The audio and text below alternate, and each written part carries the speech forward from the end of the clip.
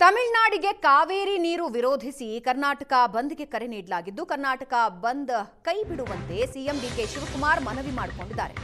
August 30ನೇ ತಾರೀಕು ಬಂದ್ ಕೈ ಬಿಡಿ ಅಂತ ಮನವಿ ಮಾಡಿದ್ದು ಕರ್ನಾಟಕ ಬಂದ್ ಮಾಡೋದು ಬೇಡ ಅಂದಿದ್ದಾರೆ.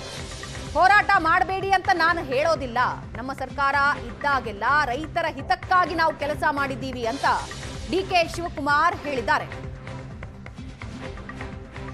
13ನೇ ತಾರೀಕು ಬಂದು ಕೂಡ ಅಂತ ಮಾತು ಕೂಡ ನಾನು ಕೇಳ್ತಾ ಇದ್ದೀನಿ. ನಾನು ರಿಕ್ವೆಸ್ಟ್ ಮಾಡ್ತಾ ಇದ್ದೀನಿ, ಇದೆಲ್ಲ ಅವಶ್ಯಕತೆ ಇಲ್ಲ. ನಾವೇ ನಿಮ್ಮ ಪರ ಇದೆ.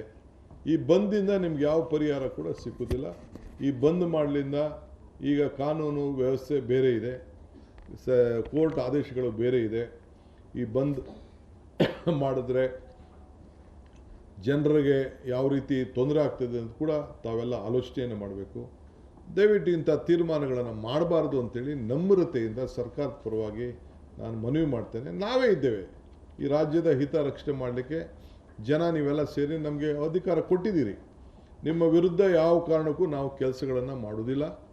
ನಮ್ಮೆಲ್ಲರೂ ಕೂಡ ನಾಯಕರುಗಳನ್ನು ವಿಶ್ವಾಸಕ್ಕೆ ತೆಗೆದುಕೊಂಡು ನಾವು ತೀರ್ಮಾನವನ್ನು ನಾವು ಮಾಡ್ತೇವೆ. ತಮಿಳುನಾಡಿಗೆ ಕಾವೇರಿ ನೀರು ಹರಿಸೋದು ನಾನು ನಿರ್ಧರಿಸೋದಿಲ್ಲ, ನಾನು ಏಕಪಕ್ಷೀಯ ನಿರ್ಧಾರ ಮಾಡೋದಿಲ್ಲ ಅಂತ ಸಿಎಂ ಹೇಳಿದ್ದಾರೆ. ಭಾನುವಾರ ಸರ್ವಪಕ್ಷ ಸಭೆಯಲ್ಲಿ ನೀರು ಬಿಡುವ ಬಗ್ಗೆ ನಿರ್ಧರಿಸ್ತೀವಿ, ಎಲ್ಲರ ನಾಯಕರ ಅಭಿಪ್ರಾಯ ಪಡೆದು ನಿರ್ಧಾರ ತೆಗೆದುಕೊಳ್ತೀವಿ ಅಂತ ಸಿಎಂ ಹೇಳಿದ್ದಾರೆ. ಸರ್ವಪಕ್ಷ ಸಭೆ ಕರೆದಿದ್ದೀನಿ, ಎಲ್ಲ ನಾಯಕರು ಬರಲಿ, ಸಲಹೆ ಕೊಡ್ಲಿ, ಸರ್ವಪಕ್ಷಗಳ ಸಭೆ ನಿರ್ಧಾರ ತೆಗೆದುಕೊಂಡು ಮಾತಾಡ್ತೀನಿ ಎಂದಿದ್ದಾರೆ.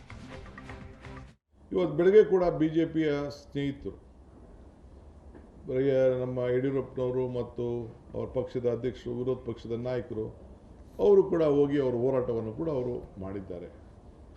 ಆದರೆ ಅವಶ್ಯಕತೆ ಇರಲಿಲ್ಲ. ಯಾಕೆಂದರೆ ಅವರ ಎಲ್ಲ ಮಂತ್ರಿಗಳು MP ಗಳು ನಮ್ಮ ರಾಜ್ಯದ ಹಿತವಾಗಿ ಅವರು ಏನು ಹೋರಾಟ ಮಾಡಬೇಕು ಮಾಡಿದ್ದಾರೆ. ಅದಕ್ಕೇನು ಉತ್ತರ ಬರಬೇಕು ಬಂದಿದೆ. ಆಲ್ ಪಾರ್ಟಿ ಮೀಟಿಂಗ್ ಕೂಡ ಕರೆದಿದ್ದೇನೆ. ಅವ್ರು ತೀರ್ಮಾನ ಮಾಡದೆ ನಾನು ಯಾವ ತೀರ್ಮಾನ ಕೂಡ ನಾನು ಮಾಡೋದಿಲ್ಲ. ಆ ಥರದ ತೀರ್ಮಾನ ಯಾವುದು ಕೂಡ ಮಾಡೋದಿಲ್ಲ.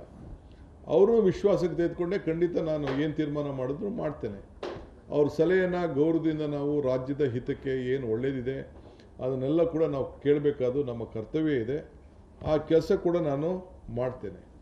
ಸೊ ಅದಕ್ಕೆ ಎಲ್ಲರೂ ಕೂಡ ನಾನು ಆಲ್ ಪಾರ್ಟಿ ಮೀಟಿಂಗ್ಗೆ ಭಾನುವಾರ ಇನ್ವೈಟ್ ಮಾಡಿದ್ದೀನಿ. ಬರಲಿ, ಅವ್ರ ಸಲಹೆ ಕೊಡಲಿ.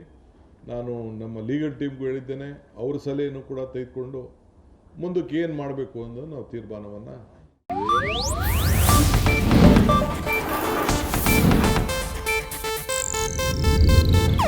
ಇದು ಏಷ್ಯಾನೆಟ್ ನ್ಯೂಸ್ ನೆಟ್ವರ್ಕ್ ಪ್ರಸ್ತುತಿ.